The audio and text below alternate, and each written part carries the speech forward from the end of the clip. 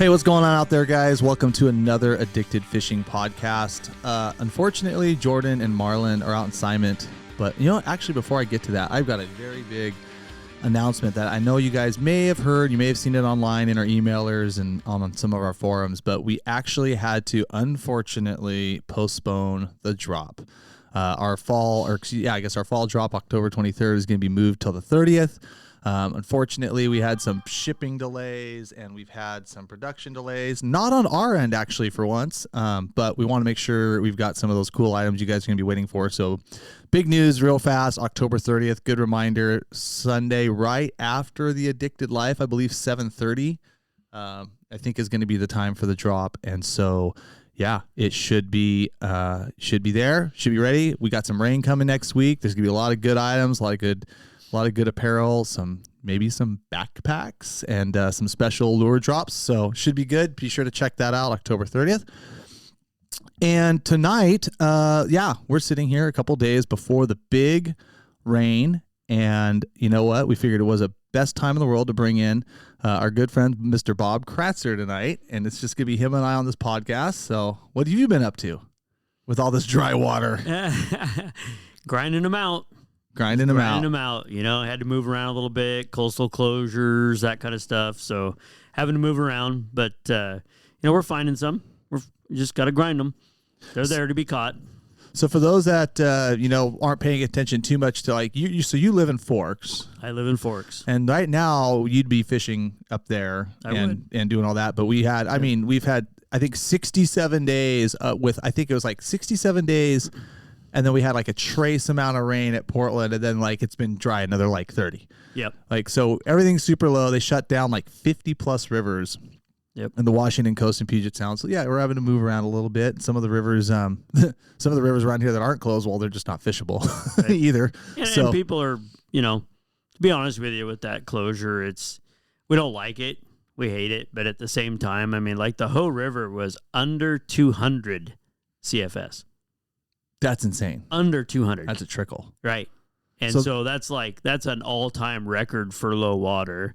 And if you think the closure was probably a warranted deal to really help protect these salmon coming in. And there's a lot of them coming in.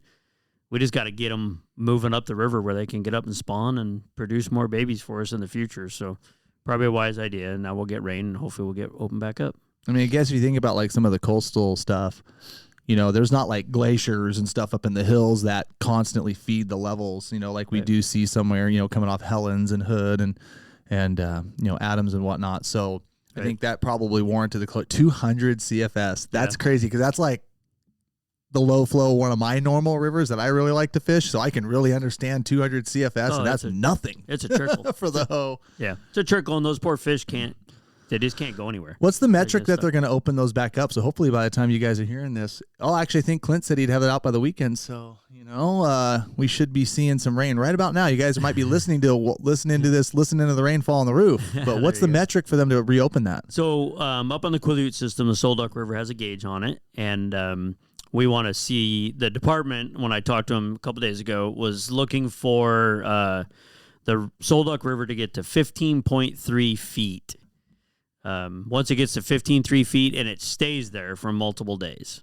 So we can't get there and have it drop below it. It has to get above it and stay above it for at least 3 days. Now, is 15.3 like an average flow or a low flow? It's a low flow. That's a low flow. It's a low flow. Okay. That's not a lot, but it is enough to get. So it can't touch it and then bomb back down. Right. It doesn't look like. What do you think it's gonna? I mean, I saw some that Danny posted for you North guys, and it looks like you're getting almost 3/4 to an inch. We're going to get 3/4 to an inch on Friday night, and then back off a little bit Saturday, Sunday, and then start again on Monday. And it looks pretty wet all the next week. So I'm hoping, and if I was a betting man, I would say by Friday the 28th. Oh, that far. Thursday the 27th. 6-7 days of full rain it's going to take to. Yeah, that's what I would think. We might see an opener. Don't count me on that, course. But just. Knowing how I'm just a good idea, that's when we might see something. And I'm just going to say it. The state's so fast to close things, but they are sure as heck slow to reopen it with everything, even if they have a year to talk about it. Kind of like what we're going to be talking about a little bit tonight, because we are now with the rain coming. We're in the middle of coho season right now, even though for some people it hasn't felt like it start. But the reality is like we are at least halfway through, if not all the way. Right. But it's time to talk some steelhead. Yep. Coming right around the corner. And on the forefront of, even though for us, we haven't been talking steelhead, but I'm trying to bring all you guys into the fray because Bob's been on the North Coast Steelhead Advisory Group, and they've been talking steelhead all year. Yep. And what we're talking about is everything from Willapa Bay north into the Forks. And then how far, I guess, does it go into the Puget Sound? Are you talking like Port Townsend rivers too? Or do you talk like, where's like your cutoff for what? It does go around the coast a little bit, but not very much. Doesn't go far into the strait. It's mostly like Elwha River down to Willapa Bay stuff. Got it. Okay, it's pretty much the Washington coast minus Long Beach. Yeah, but obviously not much flowing on Long Beach. But but yeah, you guys have been talking it all year. You want to give everyone a quick little rundown on this Steelhead Advisory Group, like some of the goals and objectives, and then I'll get my piece at it. Well, lay the groundwork for us. So, when we got closed a couple years ago, there was a group of us that really worked with some legislators to come up with a plan to look at our steelhead runs from year to year and, have some form of management plan looking forward to where we're not in December guessing whether we're going to be fishing or not fishing, right? So we're trying to formulate a plan. So we came up with a budget proviso. Legislators sponsored it, got it passed through, put it on top of the state. They created a coastal advisory group. And the coastal steelhead advisory group was formulated with the department. And basically they picked 12 individuals from around the area to work on a management plan for all of our steelhead runs from Willapa Bay north. And so we've been doing that. And we've had meetings. They're 2 to 3 hour meetings, basically once a month or once every other month, starting I guess we're almost looking at, started earlier in the spring, I guess. Yeah.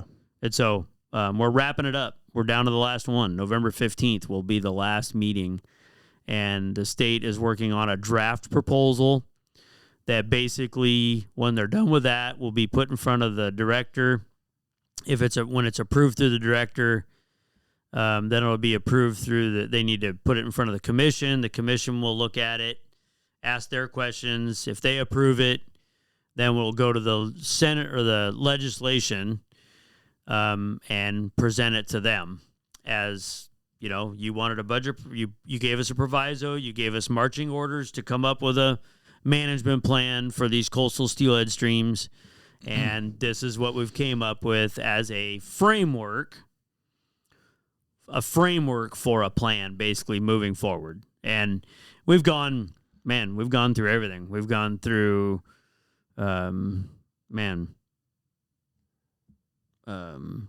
fishing regulations, hatcheries, gone through conservation measures. We've gone through all the stream stuff, just about everything that we can for the most part. This last group, this last meeting is basically going to be finalizing it, and our last group meeting will be talking about like further things that we need to look at, further studies, further things that we need to look at that are kind of out of the norm for steelhead. We've looked at various studies. We've, like I said, talked about the environment, kind of everything. What are all the things that steelhead struggle with, and why are some of our steelhead runs not doing as well, and what can we do to help our wild steelhead populations is what we've basically talked about. What you can do to help. And I want you to stick that in your mind. And how do we have sustainable fishing opportunities within this parameters, right? So when we have these low returning populations of steelhead, how do we create or craft a fishery that would allow us to have access to the hatchery fish and have some fishing opportunities versus total closures? And so we've kind of basically formulated this plan all the way through. And there's varying degrees of people on the advisory group, and There's some that are more conservative and some that are not. And I mean, everybody there cares about wild steelhead, and we all have our ideas. Or their pocketbook. Oh, I said it. I'm sorry. Go on. Our ideas on how, what we should do to help these wild steelhead populations. So a sport group came up and pushed this budget proviso. Correct. And basically told the state to make a steelhead advisory group, basically to help kind of like set the stage for what we're going to framework for bad forecasts, and then put the state in charge of placing people on this advisory group. Pretty much, yeah. I mean, the legislation basically said we want you to come up with a formulated plan, and we would like you to use stakeholders. Okay. To create the plan. So question then, because I know quite a few people like from the areas that this affects, guides in the areas, users in the areas that applied to this advisory group, and they were not added to it. So, any elaboration on that, or anything that, because you would think that the state would want their input as well, but what I believe is from looking at the docket on how many people and what these organizations that represent, what we see is a bunch of wild fish lobby in there. I mean, to the tune of, I think 8 out of the 12, and then we have a couple publics, and one is very outspoken online that he is very much, I wouldn't be surprised if they're beer drinking buddies with the wild fish guys. So the reality is there's very few representation on probably, I'd say, the largest user group, which would be steelheaders and sportsmen. Sure. On that advisory group. And now they're setting the framework for moving forward. And honestly, I kind of happen to believe that, what they're pushing and cause I've listened in on a couple of meetings, I've gotten updates from people, and the reality is that these guys I don't really think they're taking, I'm just going to say everything, I'm going to say this for another piece in the podcast here, but everything into account as far as when they're trying to figure out this framework. And then on top of that too, we have to realize that this has kind of already been done for the Puget Sound with the Quicksilver study, of which there was a lot of, I'm not going to say sacrifices made from like the sport side of things, but there was, a lot of, where they decided that they would, do a couple broodstock programs here, one summer broodstock program, one winter for the whole Puget Sound. Like, that doesn't make sense. There's dozens and dozens of rivers. And then even after that was done and that program was done, one of the wild fish groups then sued over the broodstock program that they just spent a year figuring out with the Quicksilver report. So I really question, some of the things, and I was going to ask you a couple more questions as far as like, what is this advisory group? And I'm just going to say it right off the bat, is the first biggest piece, missing from this advisory group as you guys are finalizing it, is the tribes have a huge stake in what the state does with hatchery plants, with forecasting, figuring out when they can fish and whatnot. And a lot of these, we're talking all the way from the Chehalis Basin all the way to the Solduck, the Hoh, Quileute, everything. There is a huge, they are a user group. Yep. Like, we split, the take, if you will, even though we don't kill, wild steelhead intentionally, but with our mortality rates, there's a take in there from on the sports side and on the tribal side. And I'm not going to say good, bad, or whatever, but the fact of the matter is these guys have not been brought into the Steelhead Advisory Group or any kind of input or output, I guess, from them in this process, correct? Not in none of our meetings. I've had conversations with staff from DFW, and they said that they've had some limited conversations with the co-managers to kind of start the conversations with them. And I questioned that early on also. And essentially, the department is like, we're managing the sport fishery, and we're coming up with this framework. And our plan is to put a package together, get it passed through our department, get it passed through the commission, get it to the legislation, tell them this is not only what we want to do for management, this is the kind of money that it's going to be required to do this, right? Because there's increased creeling, there's a bunch of other stuff that goes along with this. So they're going to be asking for money along with this. And then once they get this done, go to the tribes and say, okay, here's what we've had going forward with our steelhead management. This is kind of a group we put together. This is what we've looked at. And they basically have openly admitted that, like, hey, what we've done here doesn't necessarily mean this is exactly what's going to happen. It means that we have a good framework going forward. We'll work with the tribe to try to do that. Most people you talk to says, and I somewhat agree, it kind of seems a little bit backwards. Well, right, because I understand that may be flipped over. Right, and I understand that some of this framework includes the removal of hatchery steelhead and hatchery programs in some of these rivers. There's nothing on the docket right now that talks about removal. There is the possibility of, so basically when you have a system, and I'll say it, you have the Chehalis, you have the Chehalis or the hump tulips. They have hatcheries on them, right? So the Chehalis has 3 hatcheries on it. The hump tulips has 1. 3 and 1, I believe. And so, anyways, those are a couple of the streams that are very concerning right now with the number of wild fish that are returning to them. And so those are the biggest concerns.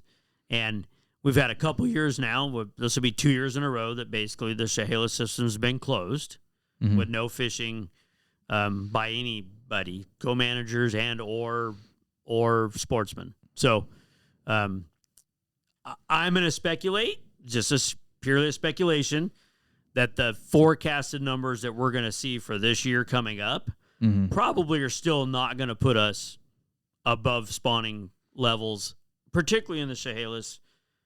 Maybe we reach it in the hump tulips, but not the Chehalis. So that would be 3 years in a row of poor returns. Obviously, with poor returns and no fishing opportunities, one of the concerns that they've shared is, we're raising all these hatchery fish that are going back that basically nobody's fishing for, right? And even though they have fairly high trap numbers where they're getting the majority of the fish back, there is a certain amount that they're not. Obviously, thank heavens. Their concern, not mine, their concern is that those fish are spawning in the wild, possibly doing, we've heard it all, right? We've always heard this, that wild fish are spawning in the wild, or hatchery fish are spawning in the wild and possibly hurting the wild fish populations. So one of their ideas is, like, if we don't start seeing some numbers of fish getting up there, then one thing they would look at is to reduce the numbers of hatchery plants in some of those streams and reduce them down to basically bare minimum numbers just to get enough brood stock back so that they can maintain the hatchery run, right? So they would do that for a period of years, right? And then after a period of years, and I believe the period was 3, somewhere in there, they would revisit the whole thing.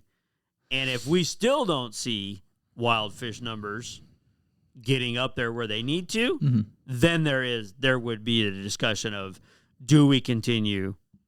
Well, I guess if we can, you're right. I guess the point is that if you can't fish on them, then what's the point? But there has been a lot of talk of, and knowing the people that sit on that advisory group and seeing what they talk about and seeing what they post and listening to them in the meeting, there seems to be a very, I would say that they're almost gnawing on the bone a little bit, waiting to just basically, like I said, reduce those now. Now, coupling that, so like I said, so going back to the tribe talk though, like, so then what happens when they get rid of those hatchery fish? Like, the tribe doesn't have any input on saying, why don't you guys put some more hatchery fish in here? Why don't you guys bolster it? Let's start a basin-wide broodstock program so we can have a fishery. Let's be honest, like, they, good, bad, and different, wherever you agree with it, they have a major stake as far as stakeholders in these discussions. In the last meeting that we had, this was being discussed, and I basically raised my hand and said, "Oh, you guys, just to let you know, just let you know here, that the whole talk of reducing hatchery plants and or removing hatcheries down the road." I said, when it comes to our co-managers, that's going to be a non-starter conversation. Exactly. Like that's part of their livelihood, how they survive. And if we're getting rid of the one fish that they can harvest, right? Right? Because what are we going to do if we remove all those hatcheries? Then they're just going to harvest the wild ones on an already depleted run, which means they're not. Which means they're not going to have any fishery at all, right? So they really rely upon those hatchery fish to maintain their livelihood and their fisheries. So they're going to be adamantly opposed to removing hatchery fish or hatchery numbers. So the idea is that the plan that basically gets formulated out, like, I mean, I'm not going to say that we're going to need a rubber stamp, but the reality is they're entitled, I think, to like half the impacts of those fish. And I know there was an agreement in the Chehalis Basin not to net, but I mean, once we're out of the picture, I'd assume that they are going to take those impacts, even if we don't fish, and go fishing. Because like you said, it's kind of what they do. Not to say that they're not conservation minded or anything like that, but at what point in time do they realize, well, the state's not doing anything about it? And now that for these next two pieces we want to talk about, because within this, let me back that up. I want to finish that. I want to finish that statement real quick, because if we're not going to continue that stocking and we're not going to continue doing anything, then what's the point? They're not going to come back on their own. Like, we have to have that realization. We haven't done any other work in that basin, whether it be some massive dam removal to opening up some giant spawning area, whether it's to take care of any of these predation levels that are in the lower basin, like the cormorants, the smallmouth bass, anything. We haven't done anything else in that basin except for talk about the removal of some extra hatchery fish. What makes us think that these fish are going to just come back? I would agree with you in that aspect, and I that's a concern that I have, and a concern that I have voiced. It's a concern that I have voiced that I'm not positive, and I don't believe that if we by taking away the sportsmen and not us fishing on them, and obviously between the tribe and us, we do have an impact on these fish, but even just that impact, removing that impact is not enough. Exactly. It's 2%. It's 2% of the problem, and let's just say like the problem is a number of wild steelhead dead. Let's just call it that. The tribes do take a lot of wild steelhead out of there. Sure. Like that's a very significant impact. Like I said, good, bad, different, whether we like it or not, they do. And to have them at the table as far as a stakeholder in this meeting just seems asinine. Moving on. So and the other part of it too is that within the last year, this summer, there was a study that was published, kind of back everybody up a little bit, because a lot of the wild fish lobby from 25 years ago really came, a lot of the studies came from the Mid-Columbia, the Hood River study. Yep. And basically there were these studies that came out and said that, that basically the influx of winter steelhead, hatchery winter steelhead, affected wild steelhead populations. Right. And so, 25 years, including broodstock programs, even a one-time spawning. They really didn't break out. They really didn't break out hatchery fish, but really had to do with segregated stocks. Yeah. Because obviously those fish aren't supposed to spawn. That's why the state chose to do those stocks, because those fish don't spawn successfully on the timing that they come back. And so they tried to create two runs that were separate. So they had some studies that came out that said if that segregated run mingles with the wild run, it passes on bad genetics and can then reduce the productivity of the wild fish. Okay. 27 years later, we have a study, and I'm just going to read the title for you guys right now. It says, hatchery propagation did not reduce natural steelhead productivity relative to habitat conditions and predation in the mid-Columbia River subbasin. Hood River, Wind River, stuff like that. Yep. We've seen this before. And like I said, if we think that on this Chehalis Basin, we're going to remove these hatchery fish down to a level to just kind of propagate the run and just kind of, keep things strangling on. We've done this in the Wind River. We've done this in the Clackamas with the Clackamas study in 2018. We've done this in these, and this is spelling it out. And there's a few reasons why. One of them I want to point out because we talked about predation, where they talked, what was the term? I got it right here. I have it in my notes. Demonstrated. Predator swamping. They're basically the idea that if you do put hatchery fish in a river, that predators then also eat. If they're going to eat, let's say they're going to kill 100 smolts a day and half of them are hatchery fish, well, guess what? They kill half of them are hatchery fish. Right. But if they're going to kill 100 smolts a day and those hatchery fish in there, what are they killing? 100% 100 wild. smolts. 100% wild. So they really go into this thing and they talk about, however, predator swamping and preferential feeding on hatchery fish have also been shown to improve the survival of natural produced emigrating salmonids. Demonstrated that, and then they had a study that demonstrated that predator swamping reduced predation of outmigrating sockeye salmon in British Columbia and observed higher vulnerability in hatchery steelhead and Caspian tern predation in the lower Columbia River because of their larger body size. Basically, it talks about how the hatchery fish kind of stay at the surface. The birds kind of pick on them, and they act as a buffer for the wild fish, which also explains why when they removed all these hatchery runs from the Wind River, from the Hood River, from the Clackamas, why the runs, these steelhead did not come back outside of environmental factors like the ocean, because everything's pretty cyclical. Right. And they've got a lot of good evidence in this study that shows like the timeline for like the last 27 years in these mid-Columbia rivers where they removed the hatchery. They did this. They've done this. Right. Nothing happened. Right. Have they talked about this study at all in the advisory group over the last year? This is not new news. If I can read it, they can read it. Nope. Hasn't been brought up. Nope. Why?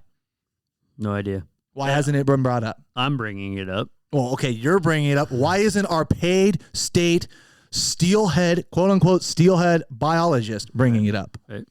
Why? No idea. This is pretty resounding. And then let's couple that, and I don't even need to talk about Tillamook because I know all you guys out there listening, like, I don't need to talk about how successful that is. Like, let's ignore that. Why hasn't this been brought up? You would think this would be a major factor because they used some of these studies that showed supposed negative impact from hatchery steel. That's what they are like hanging their hat on when they're talking about reducing these hatchery plants in the Chehalis Basin. Right. They think they're going to remove them and they're just going to come back willy-nilly. Right. And we've talked about like new studies and new science and new stuff like that, right? Really? Yeah. We haven't done this one? I think this one's pretty... It's a pretty big one to talk about. Just the same one with like the Idaho study that was out, right? Same thing, right? Oh, yeah. Yeah, That's where a- they that's a actually... huge- And what's disgusting about the Idaho study is they actually have sport mortality rates associated all into there on hard-tagged fish that were trapped in a basin. So there wasn't like this... You didn't have this variability like you do on the coast where like you could get a huge washout. Right. And, you know, you have... Like, they literally had a very trapped population of fish that they studied the freaking nuts off of, Right. and found that sport mortality wasn't really was it, what do we have on the coast, what do they call them, like 11% or 19% or something? I can't remember what it was. I know it's what's the mortality rate for those guys? Well, we you're talking about for sportsmen. Yeah, for on the North Coast, like what are the biologists calling?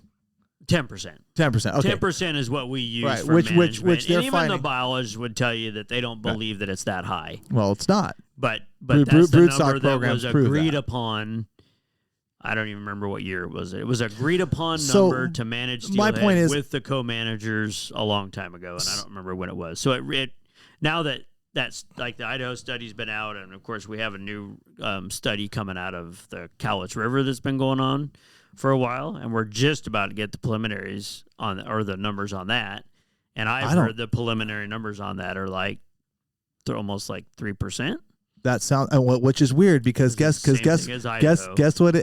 it is down in the Tillamook Basin on those broodstock programs. Yeah, less than 3. It's like 2.5, and that's honestly because that's adult capture in hatchery mortality they see across all species. Yep. So there's just a bunch of fish that basically die in hatcheries because they do, because they do. Right. But basically the handle of us transporting them 3 different times, it doesn't affect it. Right. It's but that's another new chunk of science that's just not even being talked about in the fray of this. So some of these frameworks come out, you know, with this where we're talking about no fishing out of boats, you know, no fishing these times of years, and they're using a mortality rate that's 3 times higher. But the reality is this has been done for 20 years down in Tillamook.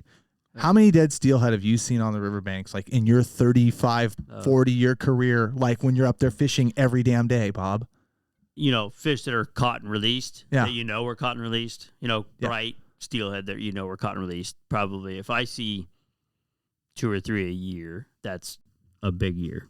A big year. Yeah. And you're there every day. Oh, yeah. Yeah. I mean, come on. If 10% of all the steelhead that you handled alone in those rivers, you'd be seeing them. You'd be seeing a lot of them on the bank. I mean, there are days years ago where the soul duck, where on a busy day, you knew that there was probably 300 plus fish caught. Right. There should be 30 dead steelhead laying every day. Somewhere. So every day. So within 1 week time, that's 200 of them dead on the bank, and you're seeing 2 to 3 a year. Right.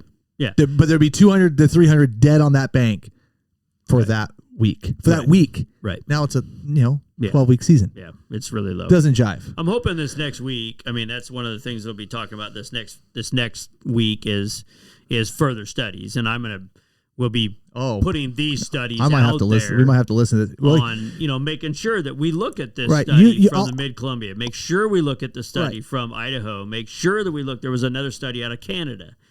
There is new science out there that's come out in the last 2 or 3 years that we really need to look at as we, formulate this plan. And here's the icing on the cake for new studies. We analyzed the influence of hatchery steelhead on natural orange steelhead recruitment over a 27-year period of record within the Hood River Basin and found that PHOS and PNI, the primary metrics for inferring genetic risks of hatchery programs in the Pacific Northwest, were not associated with changes in adult winter steelhead productivity.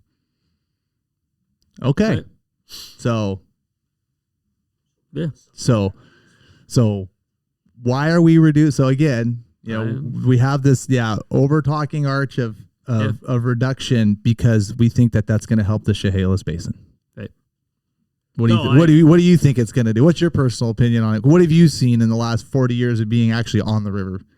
Oh, I don't think it's going to do anything. No. I think all it's going to do for us is remove a fishery. Remove us. It's going to remove a fishery. It's going to remove us from having a fishery in those systems. And I personally don't believe it's going to help. See, I've seen hatcheries taken away. I don't know, how many hatcheries have we taken away across the state? Right. Of abundance of hatchery steelhead that we haven't had any. There's not one that we can say we took hatchery fish away and we've seen an increase in population of the wild stocks. Right. And depending on what you want to call like true wild or what you want to call a successful fishery that is for all stakeholders in the state, right? I almost find it literally negligence that we are not doing more in these basins where we want to remove the sport. Which, fine, remove the sport. Like, if I truly believed that would make a damn bit of difference, then I would be the first guy saying, yep, we need to remove the sport. Right. If I said remove, these broodstock programs, which are insanely successful in Oregon, do it. But they won't even look at it. And at what point in time do we have to hang the accountability of these production of these wild runs on our decision makers? On our biologists, there has to be accountability. To me, it's almost negligence that they will not look at this stuff. Well, and what's the one study that's been removed up there was the one that was super successful, and that was a soul duck. Right. That Snyder Creek broodstock program went for 30 years, and it was massively successful. Big, beautiful fish and everything, right? And so, I'm not even calling. I'm not real fast. Didn't have any studies around it, so we don't have numbers of what kind of fish were there. But in the last meeting, it was mentioned that was one place where we removed a hatchery and saw an increase in the number of steelhead, early time steelhead in the upper soul duck. So I made a reference to hold on, are you referring to the broodstock program? So if you're referring to the broodstock program, that's exactly what the broodstock program was made for, and that was to increase the early timed wild stocks of steelhead to the upper soul duck, which I would say it obviously did exactly what it was intended to do. Well, here's a question then. So if those early stocked in the sole duck just came back, like just magically, did any other rivers around it that did not? Oh, they didn't. Oh, No. whoa. I'm going to cut you right off because I knew where you were going. Shocker. Right? That's the only one that's had a really good. That is so strange. Has increased in its early timed population of steelhead, right? What could it be? Right. Either way, so needless to say, I'm not a real big, I'm not really like pinning up. I can't wait to see as this advisory group comes out with frameworks. There's a town hall on Thursday night, tomorrow night from after. Unfortunately, we're doing this podcast maybe a day early. But the reality is these discussions with the advisory group themselves, need to be, I think those 3 points need to be the discussion. Broodstock, right. Where's the tribal stakeholders and why are they not looking at these new studies? And is this... And part of that new study is, and you and I talked about it a little bit, I just want to touch base for a second, is what we haven't talked about at all, and that is predation, right? We talked about, you and I just talked about it, but let's, I've been guiding up there since 88 on the North Peninsula, and we didn't have cormorants.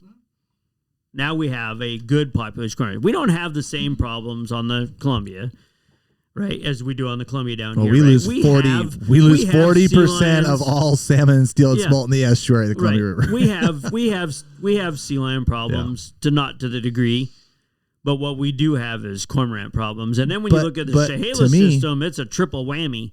You've got sea lion populations, you've got major cormorant populations, and then in the Chehalis, you have a robust smallmouth bass and rock bass population check that out. That has really increased in its size. Fine. That never used to be there. And so we have all these predation problems. So we're going to remove all the hatchery fish, or not. We're not going to remove them. We possibly could be removing those or decreasing the numbers in the efforts to help wild steelhead, which would be absolutely moot. Right. Point. Because we're not doing the work. Do anything about all the population of the predators that are just going to eat all the smolts. Anyways. They're there anyways. And that's my point about, like, at what point in time do we have to assign accountability to our decision makers? I mean, because to me, it's almost negligence to look down this path and to completely ignore, those three things. And that goes for every single basin. We're going to leave it at that.